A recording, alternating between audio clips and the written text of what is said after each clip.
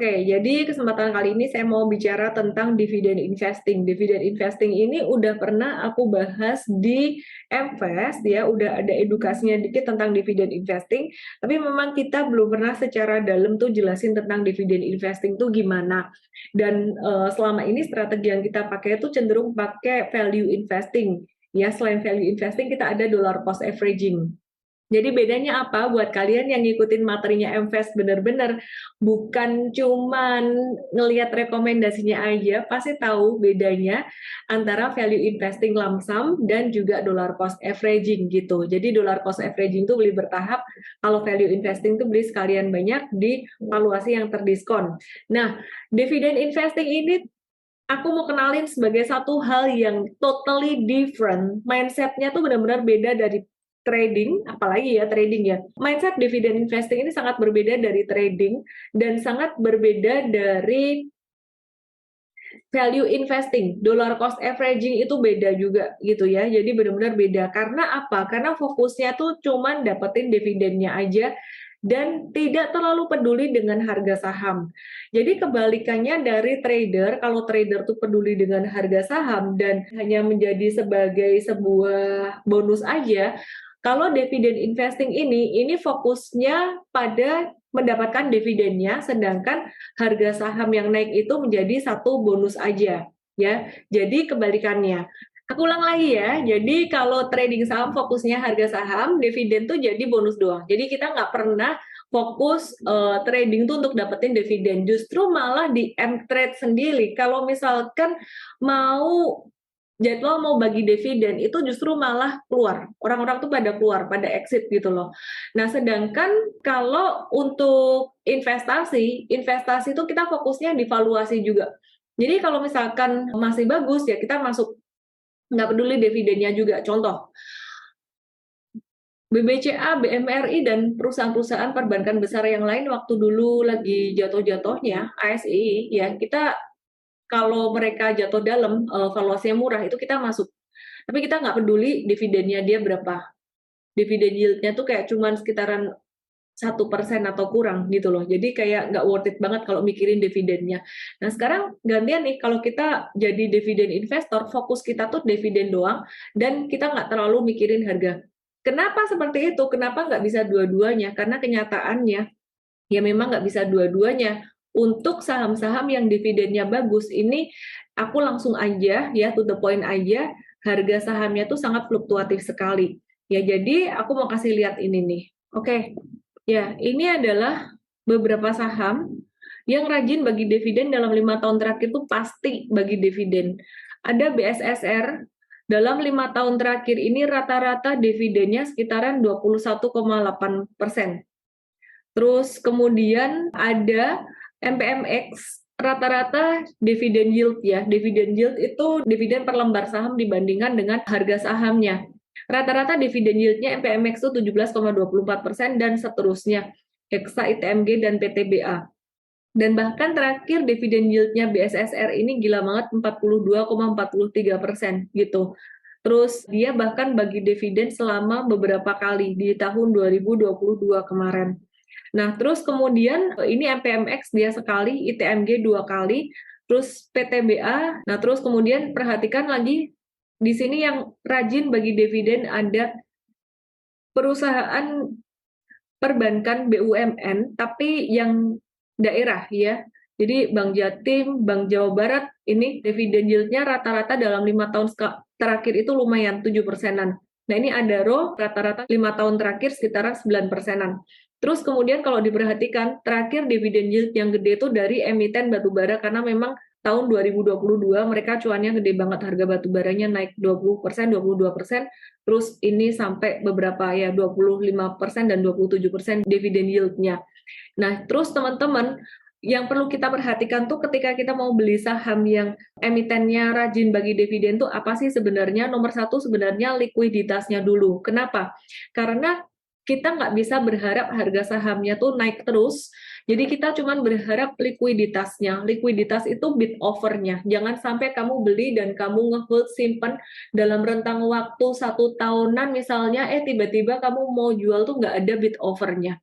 Jadi nomor satu banget itu likuiditasnya. Likuiditas dari satu saham itu bisa naik dan turun. Ada kalanya kalau saham ini yang second liner, third liner banget, dia tuh benar-benar nggak ada likuiditas, benar-benar zero likuiditas, kayak sepi banget. Tapi pas dia lagi aktif, dia lagi digoreng, misalkan saham-saham third liner gitu ya, second liner, third liner, dia tuh bisa tiba-tiba bid offernya tuh tebel gitu. Nah, terus teman-teman bisa perhatikan di sini ya, perhatikan di sini dia valuasinya juga masih cukup murah, tapi sekali lagi di sini valuasi bukan menjadi patokan utama. Jadi bonus aja kalau misalkan kita belinya ternyata pas lagi under value dan kemudian dia naik jadi over value, harga sahamnya naik, itu bonus aja. Kalau mau dividen investing, yang dilihat adalah laba secara kuartalan, itu masih bisa cuan nggak, mau turun pun juga nggak apa-apa, masih bisa cuan biasanya. Dan untuk batu bara seperti yang saya bilang, biasanya tuh spendingnya mereka untuk bahan baku itu sekitar 40 atau 50 dolar per metric ton-nya gitu. Sedangkan harga batu bara saat ini juga masih cukup tinggi, bisa masih di atas 100, kalaupun dia turun di bawah 100 pun itu juga masih tetap cuan gitu. Nah, jadi sekarang kita mau lihat untuk bid offer-nya, likuiditasnya dari emiten-emiten ini gimana. Karena penting banget dicek likuiditasnya. Perhatikan ya, bid offer-nya tuh kecil banget dan antrian buy dan offer-nya tuh cuman segelintir orang, kayak 7 orang doang gitu. 60-38 ini lumayan loh. Kadang-kadang ada saham tuh yang cuman diantri dua orang doang gitu. Jadi anyway, bisa di skip. Oke, next. Ya, Hexa. Hexa ya. Hexa ini yang cukup gede juga. Ini sama, secara likuiditasnya agak kurang. Next.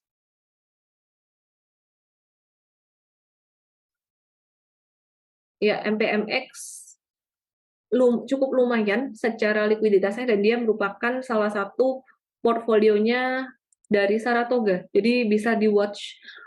Nanti saya akan bahas teknikalnya. Next. Ya, itu ITMG, dia antrian beli jualnya juga nggak terlalu banyak, tapi harga sahamnya cukup mahal, jadi kayaknya tidak terlalu mudah untuk digoreng ya, jadi butuh nominal yang cukup gede juga. Nah, Adaro likuiditas dia bagus. BJTM dia punya likuiditas cukup bagus, jadi secara likuiditas ini mulai ITMG, Adaro, BJTM boleh di watch. Oke, next. BJBR ini juga likuiditas oke. Jadi tadi ada Adaro, ITMG, BJBR, BJTM. UNTR ini dia antrian belinya nggak begitu banyak, antrian jualnya juga nggak begitu banyak, tapi secara angka lotnya itu banyak dan harganya cukup mahal. Jadi kita bisa bilang dia secara likuiditas masih cukup oke. UNTR boleh, BNGA dia juga cukup oke, lotnya juga cukup banyak, meskipun bid offernya nggak terlalu gitu. Jadi BNGA ini, tapi secara rata-rata dividennya udah nggak begitu besar ya gitu. Nah, sekarang saya mau bahas tentang portfolio desainnya. Awalnya kan kita cuma punya strategi value investing dan juga trading. Untuk jangka menengah panjangnya pakai super trader, dan yang long term investing itu pakai value investing. Tapi kemudian sekarang muncul strategi dividend investing, ini ngebaginya gimana? Kalau aku bisa bilang yang strategi dividen investing ini benar-benar ngebaginya buat orang yang super duitnya sangat dingin sekali. Karena kamu nggak bisa jual di tengah-tengah. Kalau kamu duitnya agak, apa ya, dinginnya suam-suam kuku, pakai strategi super trader. Super trader itu rentang waktunya nggak kayak trading yang swing trading, rentang waktunya mungkin bisa beberapa bulan, tapi kamu nggak pusing dengan fluktuasi harga. Kalau untuk investor tuh sebenarnya buat yang udah lebih longgar uangnya, karena kalau turun nambah kayak gitu, nyicil beli dikit-dikit. Sedangkan kalau super trader, misal aku punyanya duitnya pokoknya terbatas di sini, jadi mesti nge-hold untuk jangka menengah, keluar based on technical, nggak pusing gitu. Kalau mungkin saya agak susah ngejelasin ini secara detail, tapi aku harap kalian paham gitu. Untuk super trader ada di masterclass super trader online-nya kalau mau belajar sekarang. Jadi kira-kira kayak gitu ya teman-teman ya. Apakah harus buka satu sekuritas lagi khusus dividen investing? Sebenarnya enggak. Kalau aku campur aja sama yang account aku buat investasi jangka panjang. Dan kalau mau buka akun sekuritas, misalkan tadinya dipisahin ini investing, ini trading. Oke, aku ingetin lagi, misalkan akun investing itu udah jalan, udah cuan, udah profitable. Teman-teman jangan utak-atik kalau bisa ya. Nah, tapi setelah itu kalian pengen beli lagi, terus tapi sahamnya ini udah cuan. Kalau aku sih nggak akan utak-atik di situ, kecuali sahamnya dia masih baru kayak cuan 1%, 2% atau 0%, rugi-rugi dikit gitu. Aku tambahin nggak apa-apa gitu. Kalau masih rugi nggak apa-apa. Tapi kalau udah posisi cuan, aku nggak mau utak-atik karena di situ sangat berpengaruh sekali buat sisi psikologis aku, itu yang pertama. Buat yang kedua, aku mau ngitung cuan gitu loh. Jadi ketika aku ngitung cuan, aku ngelihat, oh ini rata-ratanya segini, ketika kita beli-beli lagi, apalagi kalau ada jualannya, itu udah hitungan average-nya dari sekuritas ngaco. Jadi kalau misalkan kamu udah cuan, kamu pengen bikin lagi portfolio yang baru, punya punya duit fresh, dana segar lagi, aku sarankan bikin di sekuritas lain. Tapi kalau kalian ngerasanya kayak, aduh kok ribet atau gimana, silahkan di Excel. Tapi aku males kalau nge-Excelin kayak gitu. Gitu sih. Porsinya berapa persen untuk dividen investing? Investing tuh kita nggak bisa pakai semuanya pakai numbers, pakai angka. Beberapa tuh pakai kesiapan mental kita juga dan pemahaman kita terhadap ini gimana. Mesti ingat resikonya ini tuh sebenarnya nyambung berkaitan dengan video dividen investing PTBA beberapa waktu kemarin ya. Yang aku cerita, aku ada switch beberapa saham ke PTBA dari akun yang aku nggak pernah pantau karena trading error waktu itu. Jadi yang all, aku kira all tapi ternyata nggak muncul di transaksi margin tuh, nggak muncul gitu account marginnya. Jadi intinya tuh sebenarnya ketika aku switch, aku udah mempertimbangkan risiko bahwa nanti abis comeback dia bakalan turun dalam. Please tolong diingat banget di situ. Jadi kalau misalkan kamu oke dengan likuiditasnya, yang pertama dulu likuiditas oke, terus kemudian harga turun oke, silahkan hold jangka menengah panjang. Dan aku mau kasih tahu bahwa HMSP hari ini comeback dividen payout ratio-nya 100%, cuma yield-nya satu digit. Yang kita perhatikan di sini dividen yield sebenarnya. Jadi kalau misalkan pembagian dividennya 100%, tapi dividen yield-nya kecil, kita nggak mau gitu. Itulah sebabnya kita ngelihat jumlah saham beredar tuh penting juga gitu, karena dari semua dividen itu kan dibagi per lembar saham. Nah, kalau jumlah saham beredar sangat banyak, maka per lembar sahamnya itu jadi kecil, maka dividen yieldnya jadi kecil. Dan disinilah kenapa right issue dan buyback itu menjadi satu sentimen yang berpengaruh. Kalau right issue itu merupakan satu sentimen negatif untuk pembagian dividen, untuk dividen investor. Kenapa? Karena jumlah saham yang beredar makin banyak, jadi dividen yieldnya makin dikit gitu.